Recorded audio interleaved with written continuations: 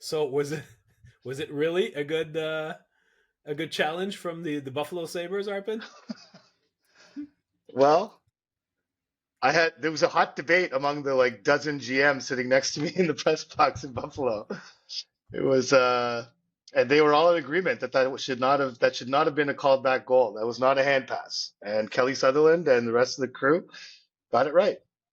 They agreed with the GMs. The GMs agreed with him, and he agreed with the GMs. And so we're not going to have this come up at the next GM meetings, which are Tuesday. But yeah, it was funny to see the GMs sort of commiserating about something that could potentially. I think replays are actually on the agenda for the GM meeting, and it was funny. I was sitting next to like 12 GMs in Buffalo, and when they challenged that goal on the Matheson kind of hitting his glove, they all got into a tizzy. They're like, "Oh, that's not a hand pass. You can't call that goal back. What's going on here?" You just hear them all kind of commiserating and debating. It was pretty funny. All right, so there are cold opens and cold opens. This one's a ladder. Everybody, welcome to the Basu Godin Notebook on Monday, November 11th. Happy Remembrance Day, everybody. Thank you all to the veterans for their service, actually. Yes.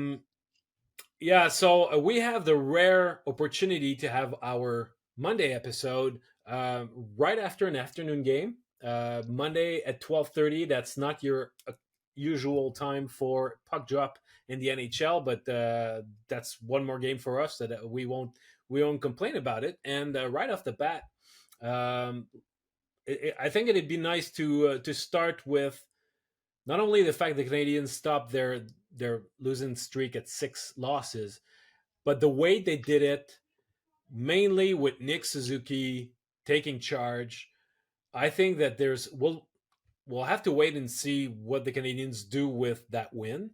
But if they were to build anything from that, I think we'll have to look at those 2 goals that Suzuki scored in the last minute of the second period. The Canadiens had wasted already 2 leads for a grand total of 47 seconds. The first 2 leads combined. Wasted that lead too. Yeah, eventually they did. Yes. They did, but there's something that I'd like to think that there's something in that first line and Suzuki in particular where it means something when it's the captain that says enough's enough. I told you in the previous episode, I'm looking forward from not only a win, but a game where the attitude will be that the guys, put their feet on the ground and say, it's enough. And it's funny because I was listening to Martin St. Louis and he said exactly that he felt as though his players had that sort of attitude today. And it starts with the captain. Yes. So Martin also said that, they needed a game like that for Nick. Not necessarily from Nick before, because honestly, up until those 2 goals, he was not playing well. I really don't care. He did not have a good forced 39 minutes of the game. Was not very strong, making poor decisions with the puck, was not fully engaged, just looked a little bit like he looked in Toronto and like he's looked over the last few games. And then he gets those 2 goals. And not just him, the second goal, the play Slavkovsky makes on the second goal, that's exactly what was lacking from him as well. He pressured the puck, stayed on it, freed it up, got it to his captain. He puts it in again. So there's a lot of residuals. Kirby Dach was feeling a lot better about himself in the dressing room after the game, even though he didn't have a perfect game either. No one had a perfect game. This was far from a perfect game, but there are certain games where the result matters more than the process. It does not. There are certain, and this is one of them. This is where the result, you needed a result. I had a member of the Canadiens kind of front office. He saw me eating my breakfast or my brunch before the game in the press room, and just kind of stopped to chat. He's like, "Man, we need to win. We need to win so bad today." It's just I don't care how it comes. They needed a win, no matter how it came. So the fact that it was a 7-5. There's so many things that we could criticize about this game. And had they lost, that's exactly what we would have done.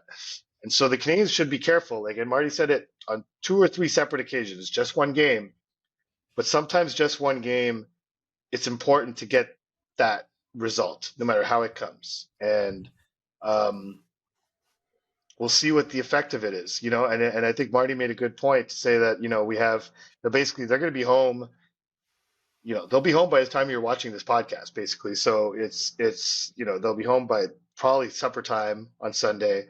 They have Monday off. And then or no, sorry, No, today's Monday. Tuesday. They'll be home Yeah. by supper time on Monday. They have Tuesday off.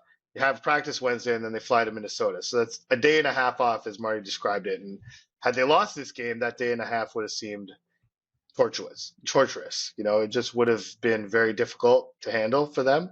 Yeah. Getting the result, no matter how they got it, just makes it lighter. I was at practice on Sunday in Toronto. That was a heavy ass practice. It was not heavy in the sense that Marty worked them to the bone. The players worked hard, but it was a kind of a typical practice. But you could just sense The mood. you could sense the heaviness Yeah. on the ice. Like there was no joking around. Guys were not kidding around. There was no period of playtime. The way there usually is around practice. Guys, the mood was heavy, and so and perhaps for no one more than Nick Suzuki. He was wearing the fact that he is the captain of a losing team, and he was wearing the fact that, he was the biggest cheerleader heading into the season, that things are going to be different this year. Guys are sleeping on us. I don't know why, blah, blah, blah, all that stuff. He knows that. He knows he talked a big game heading into the season, and then here they are sitting in last place in the overall standings on Remembrance Day. Didn't look good. And he knew that. And so let's see if this can catapult them forward, or if it's just a blip on the radar and they just happen to win one game. That's on them. That's up to them to make this a significant victory. But for now, it was a much needed victory, no matter how it came. But they can't look at this game and say, well, if we play like that, we'll keep winning games. No, not really. That's not really the case, but that doesn't matter right now. No, well, but to me, see, that's an interesting point to bring there, because to me, there's a really a fine line to be found, both by the coach and the players, and probably first with the coach, that has to start with the truth, as Marty likes to say, and Mm-hmm. convey the right message to his players. But there's a right line to find between protecting the fragility or protecting the confidence of the players, knowing that they're fragile right now, and at the same time telling them fairy tales about where they truly are, how they truly play, and trying to instill a message that maybe that they're better than they truly are. Because if they start saying that they've if they play the same way, they're going to win more than they lose. I mean, they've been playing that way for a while now, and they have not they have not won a ton. Yeah. So I understand that you don't want to dig a bigger hole than there is already one, and you try to do whatever you can to try to protect their confidence. But at the same time, self-awareness, self-evaluation is important, because it's not because you bury your hand in the sand that all of a sudden you'll see the light. It's quite the opposite. No, agreed, and I think that there are two sides to that, right? I mean, listen, there's no doubt that since November 1st, I wrote this in my piece this morning on the Athletic, but their underlying numbers are much improved this month. And so when Marty talks about we're playing better, we're doing better things, the numbers reflect that to some extent over the previous 4 games prior to the game against Buffalo. I haven't actually checked the games against Buffalo, the numbers for Buffalo, but still, there was some justification to kind of Marty's rhetoric, and he actually made reference today after the game. Like, I know there's a lot of people who didn't believe me or didn't agree with me, but I saw that we were building towards this and stuff. So like when he says he doesn't pay attention to the noise, I think he does a little bit. And so, but justifiably, there was, the expected goals numbers over the previous 4 games was hovering around 50%. Shot attempts was hovering a little higher than 50%. Like, there was a lot of things.